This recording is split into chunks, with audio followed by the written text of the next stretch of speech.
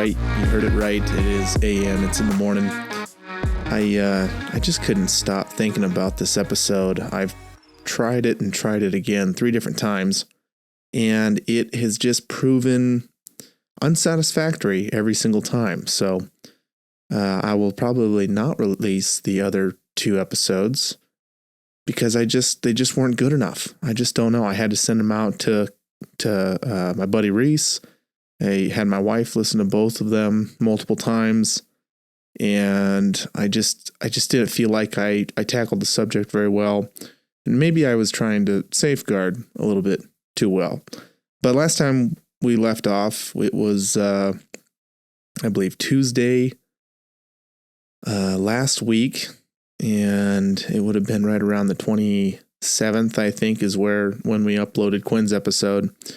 And the feedback from Quinn's episode is phenomenal. Everybody wants him to be a co-host, which was to be expected. He's the younger, better looking, bigger brother, the little brother, but he's, bigger, the younger, bigger brother.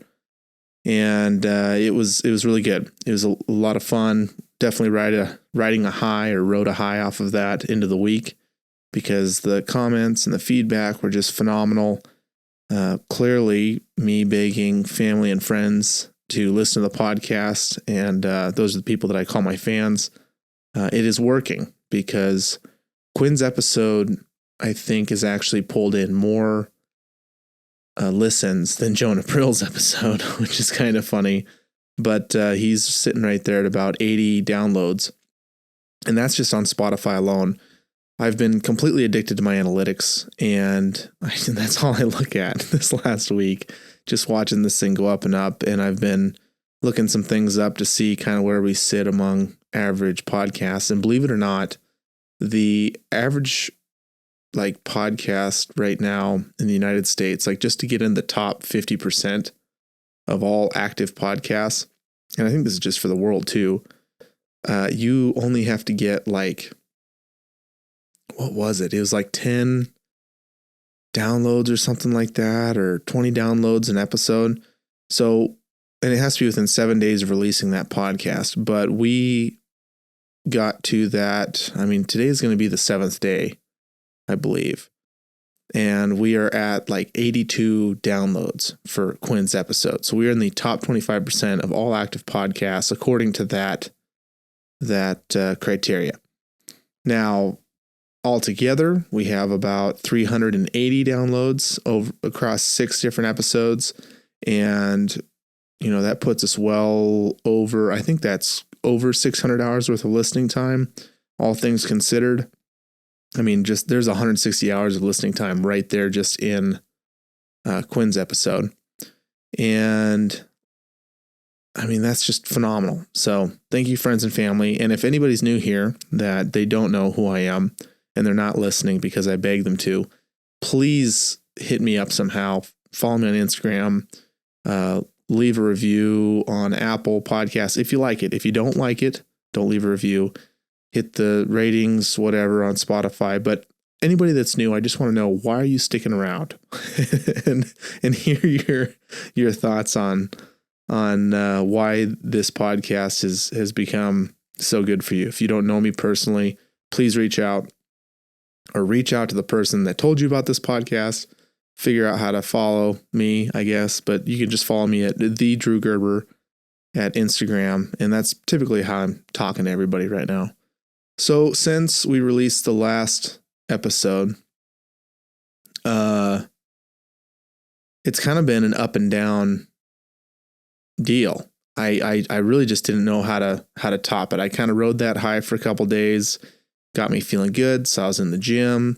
I even tried high yoga. Believe it or not, that's a killer sport. If you call it a sport, it's just torture in 100 and some degree room with high humidity. It's just insane. But I did that, and let's see here. It just, this podcast brings a lot of different emotions for a lot of different people.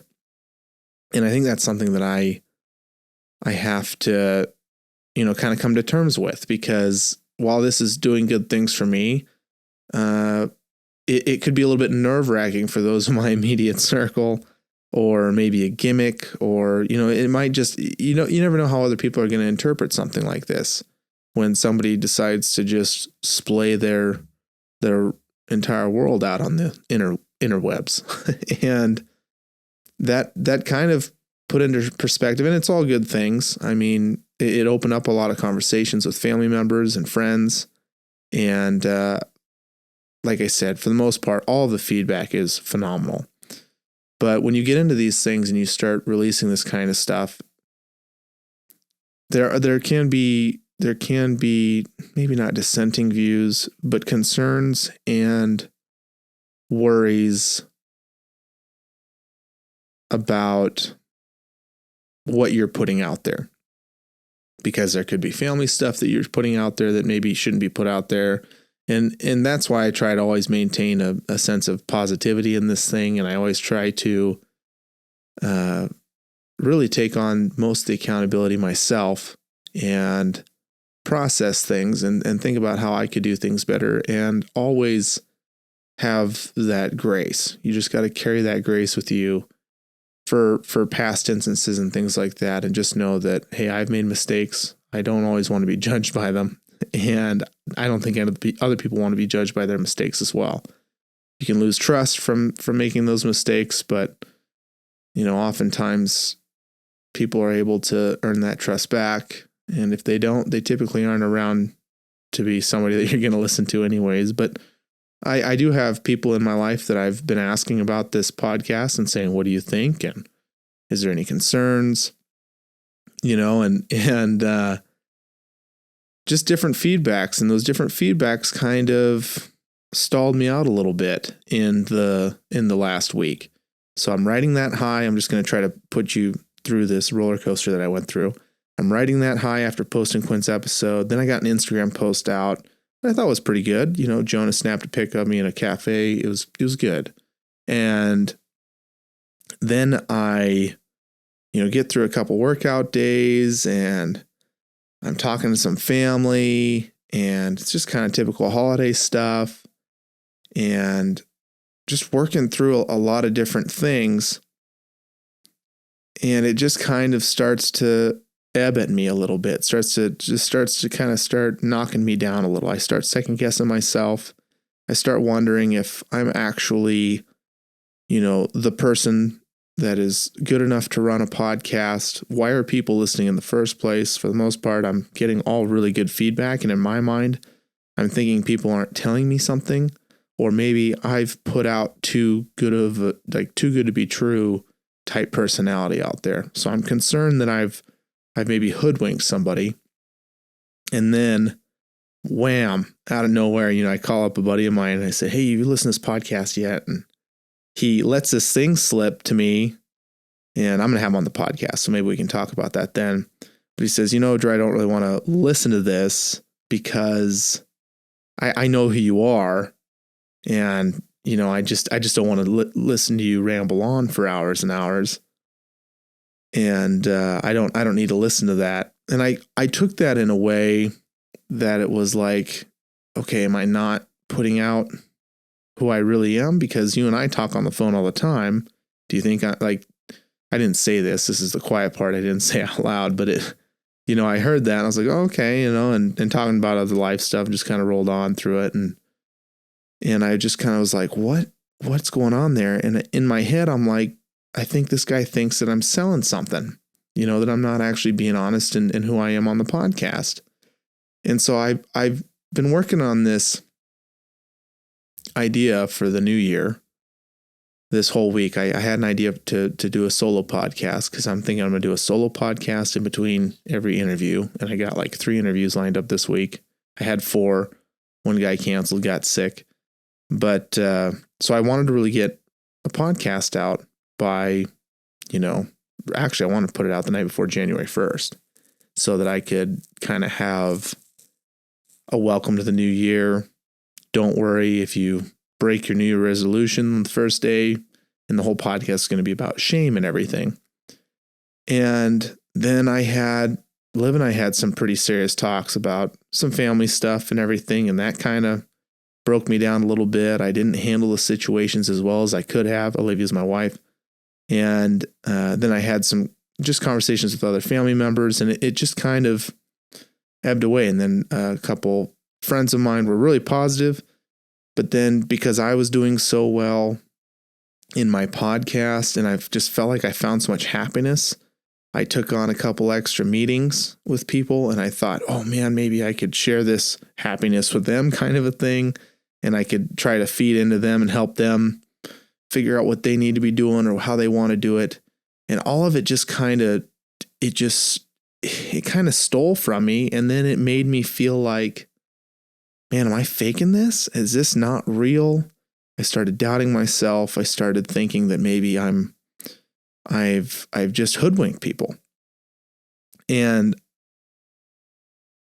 I don't want to use a bunch of big fancy words to really describe that. Like it is kind of like imposter syndrome, but it really was me just second guessing myself, because the first two podcasts I recorded, I literally just made it about, the podcast I recorded to put out in place of this. I made it about this imposter syndrome thing. And I was just like, it's true. Imposter syndrome is pretty serious, but and it's something that'll always try to take away from you. It's always going to try to knock you back.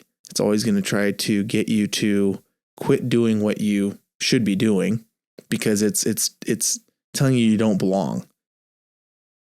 But I didn't really put out anything or falsify anything in earlier podcasts. I'm just working through it, putting things out there that I'm feeling in the moment, and I just had to get started.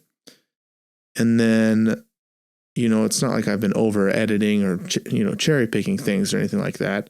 It just literally was, I seeked this affirmation from very close people of mine. And because they have their doubts, and it may be their doubts in me, maybe their doubts in the content I'm putting out, and maybe their concern for the transparency I'm having. What could that do to my career if I ever try to do anything else? It could be a number of things. And it could be just annoyance, because I've been asking everybody and talking about this podcast nonstop. I'm sure it's quite annoying. And that's just me. I hook onto something and I just dive into it, and that's all I can do. And that's all I can think about. And of course, for some reason, picked the holidays to do this, where it's stressful for everybody, no matter what you're trying to do. So that was a tough thing to kind of deal with. But in the meantime, there was great things that happened. Like I said, I got into the gym.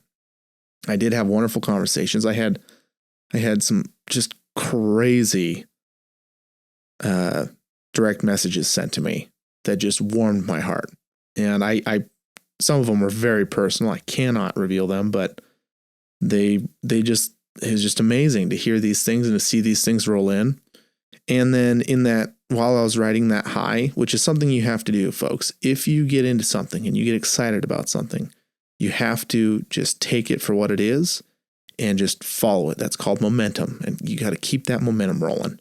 Okay. My momentum kind of fell apart, and here I am, finally recording what is going to be my final addition to my podcast, my New Year's Eve podcast. I'm recording it on the morning of the 4th at 2:00 in the morning. And, don't be like that. But what I'm trying to say is follow that momentum. So in this last week, I just got on Instagram and I just started DMing people like crazy. I DM'd a lot of old friends that I think have done pretty amazing things. I've DM'd even people that I didn't know on YouTube, Instagram, and just people I've been following for a while, but I've always enjoyed their story, and I thought they were very genuine people, extraordinary people, They're ordinary in a sense, but they're extraordinary. So they've done the steps. They haven't just magically fallen into something. They've done the steps, and they've chosen a life, and they methodically followed it and created it. And that's the whole goal, is to try to authentically portray success stories, not these get-rich-quick schemes. So I did that, and I got on Reddit. I started posting to forums and stuff to try to get this podcast out there. I got on Facebook to try to post this podcast in different places, because I kind of decided okay, Drew, you can't hound your family anymore. You have to figure out how to get this a little bit wider cast out there, get your net a little bigger. So I did that, and I had some really cool people reach out. I'm very excited about bringing them on the podcast. It actually worked. I just had the courage to, hey, could you take a listen to this? I think you'd be a wonderful candidate. Please come on my podcast. Hey, God bless Jonah Prill. Thank you, Jonah. I think they looked at your stats or something from that previous episode, and they're like, oh yeah, if a guy with 800,000 followers is on there, then I can probably be on there too. I think that's probably what happened. So Jonah Prill, huge shout out. But so I got all that done, and that was good. That was the highlight. Getting in the gym, that was the highlight. Don't dwell and sweat the little stuff. People are going to come along your journey in due time, and they do, a lot of your close friends, they do want the best for you. They just don't know how to deal with it, especially if you're literally just telling the world everything that you can, to just try to find that honesty or that sincerity or that authenticity like I've kind of done. So no fault to my family or friends. And it was only, the people that I can definitely talk about. I'll bring them all on in synced, and we can have a conversation about it. But it was pretty much it was Olivia, my wife, my mom, and my buddy Caleb were the ones that for some reason were doubting me a little bit, had some concerns. And I think that's actually honestly healthy, because it grows our relationship so much more. So I'm really excited to get all of them on the podcast at some point and go over it. But I'm so dang stupid excited about this year, guys. I was throwing out goals and stuff with people. And, why not? If this is what it takes to get to top 25%, I know like the next top 10%, top 1% are going to be so much harder, but I think it's totally attainable. It's only 3,000, and I think it's 3,062 downloads per episode within 7 days of release of that episode to get to that top 1% of all podcasts in the world. That is totally possible. If I'm getting 80 right now, I know that doesn't seem like much, but if I'm getting 80 right now, and it's just the Gerber clan and the Carlson clan and just people just pulling for me, that's amazing. So just all my family pulling for me, that's crazy. So I think that maybe we got something here. But I will touch a little bit on the original episode idea I had for this. And, before I say that, some crazy goals that I have. What do you guys think about?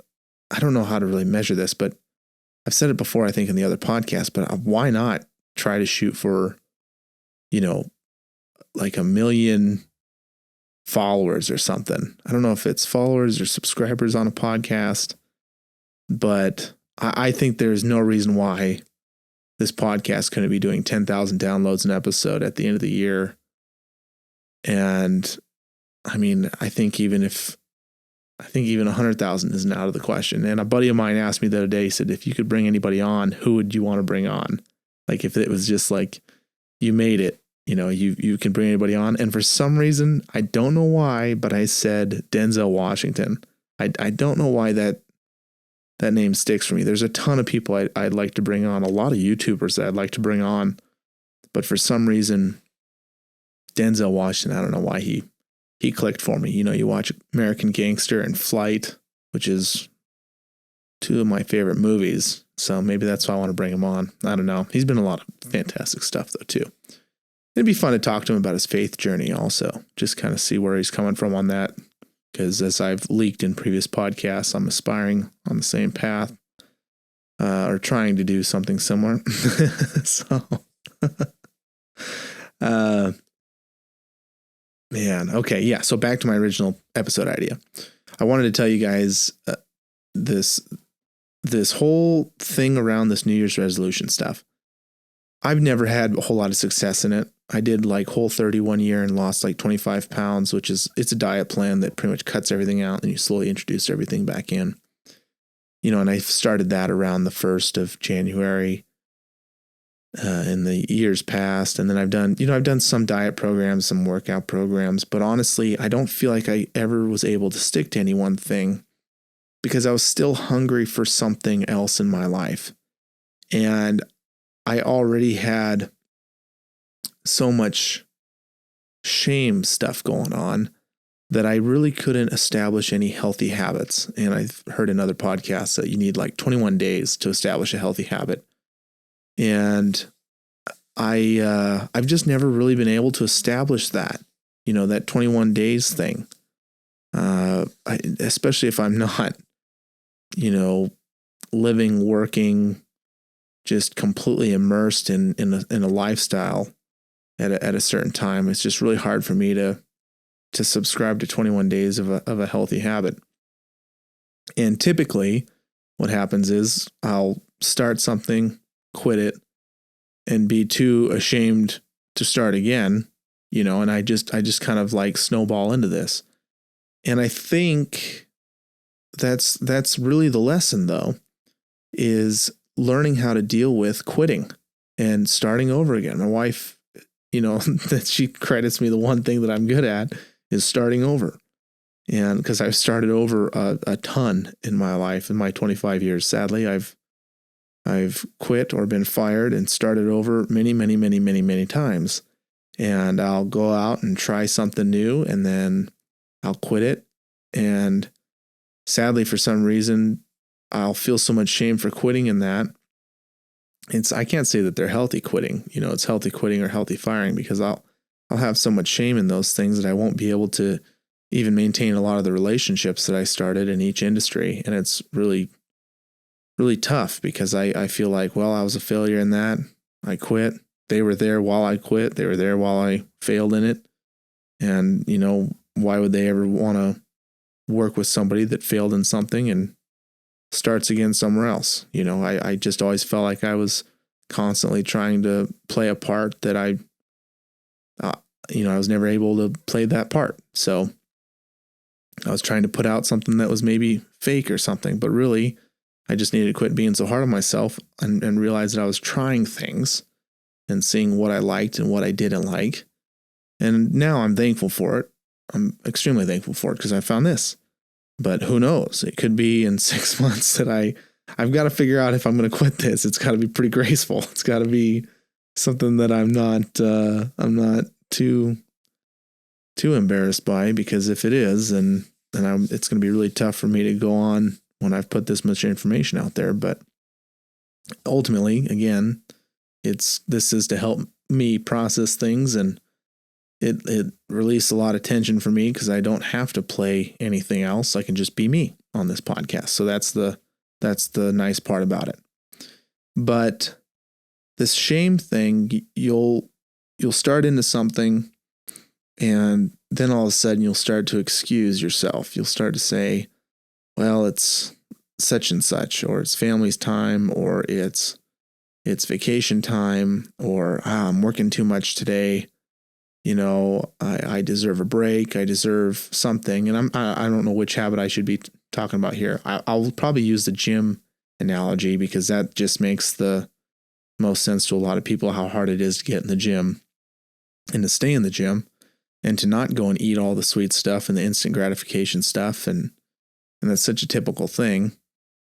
But there's even more shame, because in our society today, not going to the gym isn't really, you don't really necessarily feel shame for that. I think a lot of people live just fine not going to the gym. Maybe they just have an active lifestyle without doing it.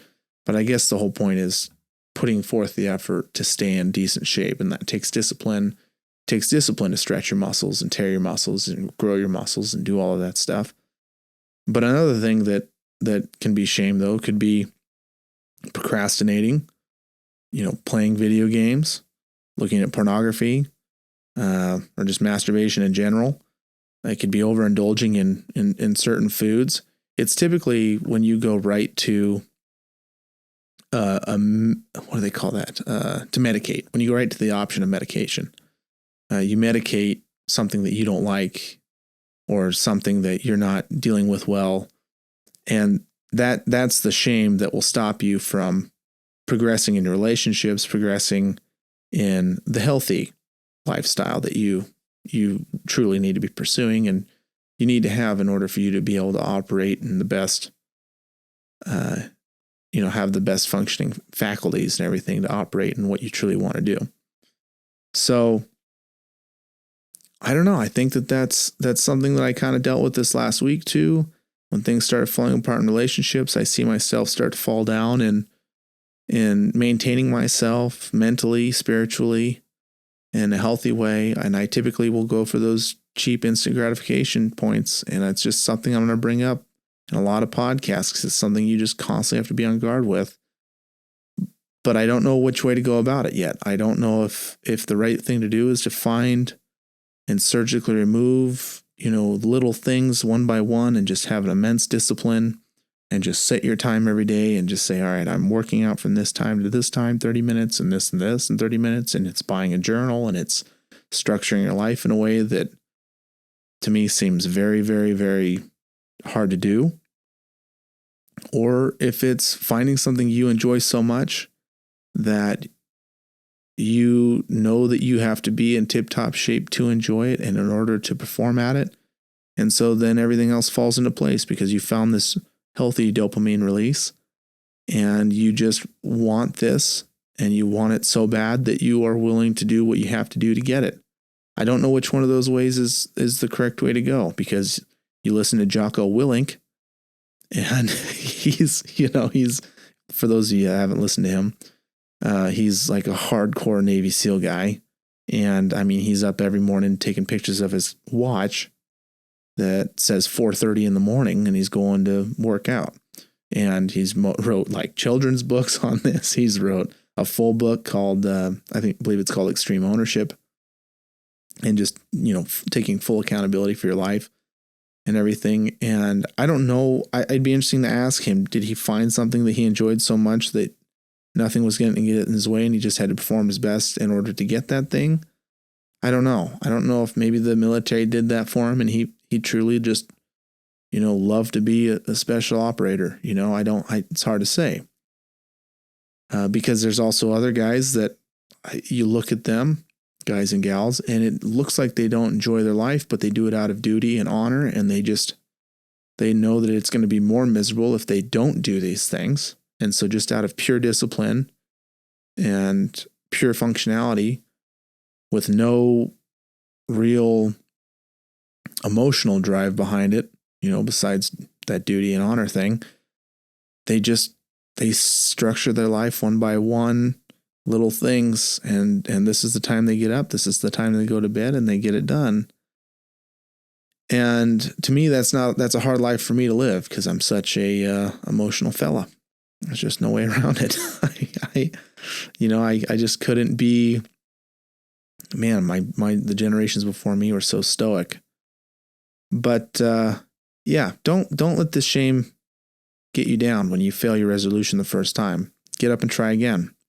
And if you try again every day and you succeed 5 times out of 6, it's much like that book, Compound Interest, or The Compound Effect. I can't remember the guy that wrote it. I think he also owned magazine. I want to say it was Entrepreneur Magazine or something like that. I can't remember. Or Success Magazine. But he wrote a book about literally getting 0.1% better every day and then how that compounds over time. Every day you walk past the office with the cookies in it, and every day you don't eat a cookie is another day that you don't gain 200 calories, and you could potentially go backwards. You could start, if you're walking and working out, you can eventually lose 200 calories from walking and working out, and you lose 200 calories in a sense from not eating a cookie. And then eventually you turn that into, well, I'm going to eat a celery stick, or then I'm going to do, whatever. That's just such an easy analogy, the gym and the health stuff. But you're rewiring your brain, and eventually over time, you'll see as if it's a, what do they call it? Is that a parallax? I can't remember, but in geometry. And maybe it was trig, I can't remember, but where you start to see these lines over time, they slowly separate, and they separate by a lot. They start out damn near right next to each other, right on top of each other. But because little degrees of change as time goes on, they end up in two very different places. And that's truly what you have to be looking at. That's why you have to separate the shame from your identity. And that's why my faith falls in with this so well. And I'm not going to try to make this too much about faith in this podcast, but I think there's a lot of great things to be learned from the Bible. And one thing is that somebody's taken that shame for you. We just celebrated his birthday, it was Christmas, but he took his shame from you, and he gave you grace so that no longer is something that you have to account for. However, shame is a tool. That kind of suffering, there's this thing called joy in suffering. That suffering does let you know when you're not living right. And if you become indifferent to it, you're really screwed. And you really need some help, because if you don't feel that anymore and you don't feel that, now I'm not saying it should be shame driven. You should want to change your life because you just want better for yourself. You want to be able to go after the things that matter most to you. And for the most part, when people observe gluttony in any one thing, they typically will get sick of it and will realize that it's not the best thing for them. It's feast or famine thing. I thought about this earlier today as a shower thought, but it was, you can learn two different ways in this life why gluttony is bad. One, you just only eat sugar to the point where you get sick from it. And the other point is you never have sugar. So when you get it, you ration it. You just have a little bit over time because you'll never get any more again. So then you ration these things. And that's two different ways to learn about it. One is to prepare and save for the future. And the other is you had so much, it lessened your future. So, that's two different ways to look at it, I guess, but that's a little bit of a bird walk for you. But I think that that's a good mental lesson is recognize you've done something wrong. Repent, man, that does not feel good. I don't like that. Sorry I did that. And now that I recognize that I'm sorry that I did that, and I recognize that emotion, then you logically go, what can I do to not have to go through that again, or to be better on the next go around? And if you're agnostic or atheist or anything else, you can still look at that and say, yeah, that's a pretty valid thing. I might have made mistakes in the past, but I cannot internalize those things and say that those mistakes identify me. They're things that I will learn from and get better from. And whether you want to actually see shame as a tool, or, if you feel like shame shouldn't be motivating you, that's okay. Then you should try to figure out how to motivate yourself outside of that. But sadly for me, this is just from my pure experience, shame is probably one of the most motivating things I've ever had in my life. And there's a lot of unhealthy shame in this world. People will put shame on you or shame you for something that you've done. And a lot of the times that destroys relationships, because you feel like you no longer can have a conversation with somebody if they've shamed you for what you're going to talk about. But you can find suffering in that shame, because at the very least, it was a learning. It's something that hurts so bad that you don't want to have to deal with it again. Now, don't medicate it, but deal with it. Okay, don't try to find another way to make you just feel good about it. Actually face it, own up to it, and deal with it. And it's no different than a lot of the other emotions out there. You're going to have this with anger, lust. You're going to have this in a lot of different ways, and you have to figure out how do I deal with this in a healthy way, and or potentially even leverage it. How could I leverage this in a healthy way, and manipulate it so that I control it. Take captive every thought. That is the point. So there you go. That was the episode. That was kind of what I was alluding to the entire time. In previous episodes, again, I'm never going to release them, but I'm just letting you know that this is the third time's a charm, and it happened at 2:30 in the morning on the 4th of January. So even 3-4 days after, I didn't let shame beat me here. Okay. I might be 3-4 days late, but I got it done, right? I'm going to get this post out there, and I'm going to get it done. So yeah, I think that's pretty much it. Jocko Willink, that extreme ownership is fantastic. Compound effect. I'm going to have to look that up and tell you guys, check that book out as well. Always check out Proverbs too. I mean, if you're just ever bored and you say that the Bible's garbage, whatever, that's fine.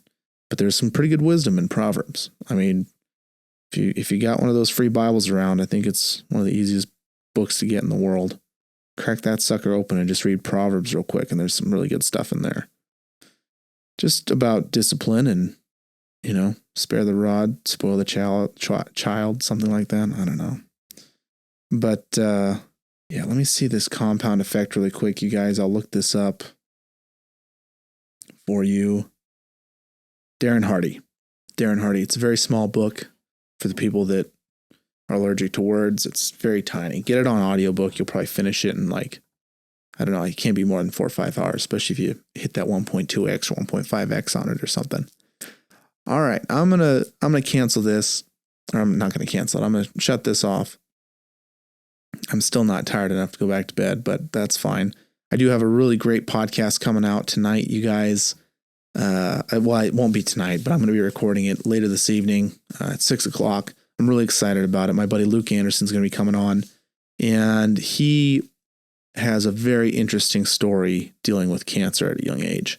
But before that, I'm not going to let cancer define him. He has been what I deem a pretty successful trader, as in day trader.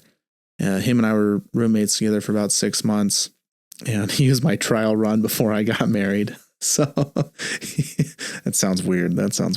What I mean by that is I had a very good conversation with my folks that I'd only lived in man camps and trailers and bunkhouses.